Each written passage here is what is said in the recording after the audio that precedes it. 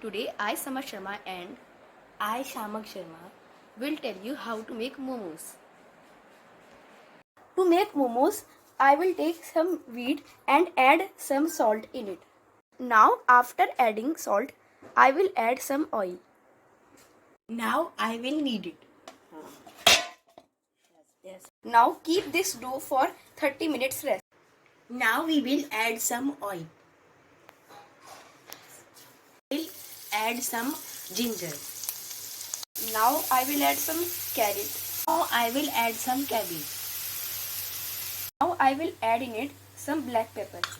Now we will add some salt. Now this stuff is ready after 15 minutes of cooking. I will take some bowl and add some water in it. Now we will put the sieve.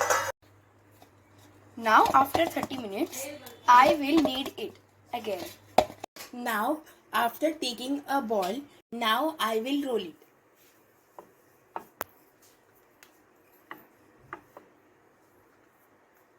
Now add stuff in it.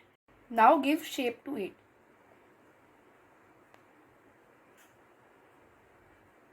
Now I have put these momos on the steamer. Now I will take out these all momos. Now these momos are ready To serve.